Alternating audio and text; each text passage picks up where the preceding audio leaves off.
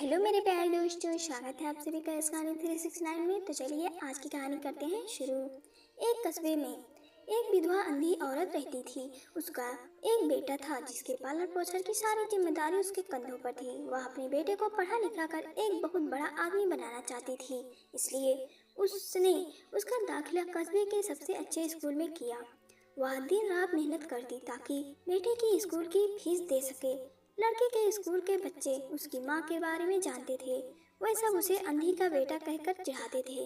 लड़का इससे बहुत परेशान था। उसे अपनी माँ पर शर्म आने लगी थी। वह उसके साथ कहीं भी आने जाने से कतराने लगा था। जब लड़का बड़ा हुआ तो उसकी शहर में अच्छी नौकरी लग गई। उसने अपनी माँ से वादा किया कि शहर में मकान लेकर वह उसे लेने आएगा, लेकिन वह शहर गया तो फिर लौटकर वापस नहीं आया। उसकी माँ, अंधी माँ, इंतजार करती रह गई।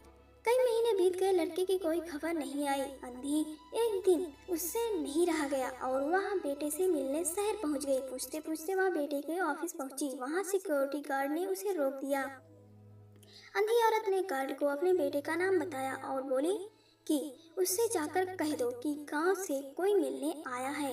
गार्ड ने जाकर उसके बेटे को बताया। बेटे ने ऑफिस की खिड़की से देखा तो उसे अपनी माँ गेट के बाहर खड़ी नजर आई। वह ऑफिस में सबके सामने अपनी माँ की वजह से शर्मिंदा नहीं होना चाहता था। उसने कहला दिया कि वह ऑफिस में नहीं है। अंधी औरत वहां से चली गई। शाम को वह लड़का ऑफिस से घर जाने के लिए निकला। रास्ते में एक जगह काफी भीड़ जमा थी।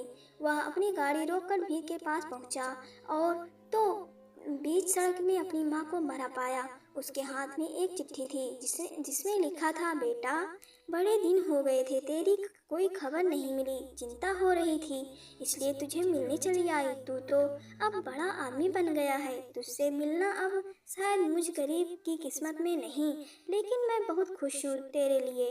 तूने अपना ही नहीं मेरा सपना भी पूरा किया। मलाल है कि तेरी तरक्की देख नहीं सकती। काश बचपन में तेरी आंखों में सरिया ना घुसा होता और मुझे तुम्हें अपनी आंखें न देनी पड़ी होती, तो तेरी तरक्की अपनी आंखों से देखकर सुकून से मरती। तेरी अंधी माँ।